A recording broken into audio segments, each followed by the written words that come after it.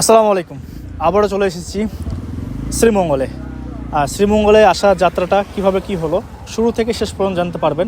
এখানে শুধু মোটরসাইকেলে আমরা আসছি বলে তা না, এখানে আপনারা কিভাবে আসতে পারবেন সব কিছু একটা সুন্দর গাইডলাইন দিব। আশা করি আপনাদের খুব উপকার হবে। প্রকৃতিপ্রেমিক হলে পড়া শ্রীমঙ্গল আপনার জন্য খুব সুন্দর একটা জায়গা হতে পারে। যদি কখনো যেয়ে থাকেন তাহলে পরে বারবার যেতে ইচ্ছে করবে, কারণ সেখানকার পরিবেশ, চা বাগান এবং রবার বাগান থেকে শুরু করে যে সকল সুন্দর রাস্তাগুলো আছে সবকিছু মিলে আপনার কাছে অনেক ভালো লাগবে।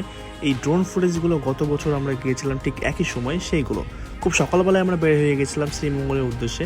সকালটা ছিল খুব সুন্দর, আপনারা ভিডিও ফুটেজগুলো দেখে কিন্তু বুঝতে পারছেন।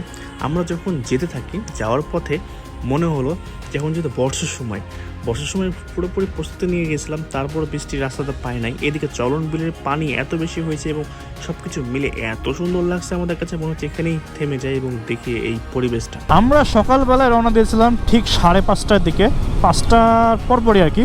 তারপরে এখন আমরা ঠিক কয়টা বাজে, এখন অলমোস্ট 7:30 প্লাস। আমরা চলে এসেছি যমুনা সেতুতে। ওরে ভাই কীভাবে ঢুকাইছে, ওরে বাবা, আবার শালা ভিতরে শুয়ে আছে এখন। যেহেতু আমরা সকলে নাস্তা করেছিলাম না, তার জন্য টাঙ্গাইলের হাইওয়েতে আমরা একটা সুন্দর রেস্টুরেন্ট এবং পাম্প আছে যেখানে কিনা আমরা সকলে নাস্তাটা সেরে ফেলবো। আকাশে যে মেঘগুলো দেখতে পাচ্ছেন, এই কালো মেঘ যেই সাইড দিয়ে যাচ্ছে সেদিকে বৃষ্টি হবে কিছু দূর পথ যাওয়ার পরে, একেবারে রাস্তা শুকনা একেবারে। আপনারা চাইলে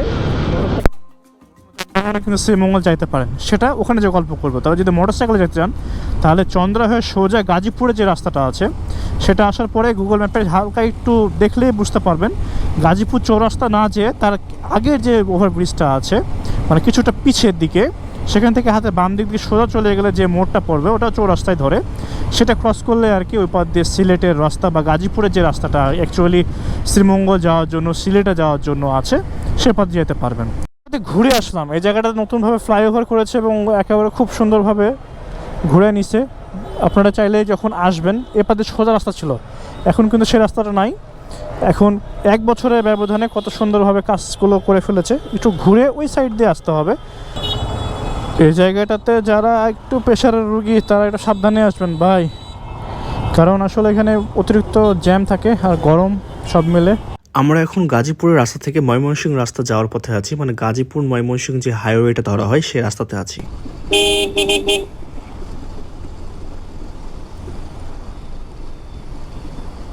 ওরে আল্লাহ রে আল্লাহ, ভোর হবে এখনো 74। এই নরসিংদীর রাস্তাতে আপনারা কিছুক্ষণ পরপরই কাঁঠাল, তারপর এটা নাম জানা ভুলে গেলাম, লটকন, ইয়েস, বারবার এর নামটা ভুলে যায়, লটকন বা অন্য যে ফল, লেবু থেকে শুরু করে আনারস থেকে শুরু করে এগুলো পাবেন। যারা শ্রীমঙ্গল সিলেটে যান তারা কিন্তু অবশ্যই বিশেষ করে বাইকে তারা ভৈরব ব্রিজে দাঁড়ান এবং উপভোগ করেন জায়গাটা। ভৈরব ব্রিজ পার হওয়ার পরে ব্রাহ্মণবাড়ি এরিয়াটা পার হওয়ার পরে এই চত্বরটা পাবেন। এই চত্বরটা দিয়ে দুইটা দিক দিয়ে যেতে পারবেন, যেটা সোজাসুজি চলে গেল। এখন আমরা যেটাতে যাচ্ছি আর কি, একটু ঘুরে আর কি, সামনে সবাইকে ডেকে নিয়ে যাচ্ছিলাম। তো এই রাস্তায় যাওয়ার পরে কিছুটা পরে আপনি কিন্তু সুন্দর একটি চা বাগান পাবেন। সাতছড়ি যে উদ্যানটা, জাতীয় উদ্যান আছে, সেটা কিন্তু এখানে খুব সুন্দরভাবে খুব কাছাকাছি দেখতে পাবেন। শ্রীমঙ্গলে কিন্তু বিভিন্ন প্রজাতির বানর দেখতে পাওয়া যায়, এটা খুব স্বাভাবিক একটা বিষয়, বিশেষ করে জাতীয় উদ্যানগুলোতে। ওখান থেকে কিছু না কিছু দেখতে হবে, যে গাছই হোক ভাই। এখানে শীতল বাতাস না। আপনারা শ্রীমঙ্গলে প্রবেশের পথে প্রথমে হাতের বাম সাইডে দেখতে পাবেন অনেকগুলো রবার বাগান। এগুলো প্রত্যেকটা কিন্তু রবারের গাছ। শ্রীমঙ্গল যাওয়ার পথে সুন্দর একটি ভাস্কর্য পাবেন, সেখানে অবশ্যই সবাই ছবি তুলবেন। আর আমরা এখন হোটেলে ঢুকে গেছি ঠিক সন্ধ্যা হওয়ার আগে। হোটেলে আমরা সব কিছু রেখে আমাদের দুপুরে খাওয়া দাওয়া করিনি, তার জন্য আমরা পাংশি হোটেলে চলে যাই। সেখানে আপনার বেস্ট চয়েস হতে পারে, খাওয়ার রিজনেবলের মধ্যেও কিন্তু বেশ খাওয়ার ভালো আছে, যেটা আমরা গতবার পাইছিলাম, এবং এখানে করার যে অন্যান্য খাবারও ভালো ছিল। এই ছিল আমাদের রাজশাহী থেকে শ্রীমঙ্গল যাওয়ার গল্প। তবে পরবর্তী দিনে আমরা কি করছি না করছি সব জানতে পারবেন। কোনো ইনফরমেশন জানা থাকলে অবশ্যই কমেন্ট করে জানাবেন, আর ভিডিওটা কি কেমন হয়েছে সেটাও জানাবেন।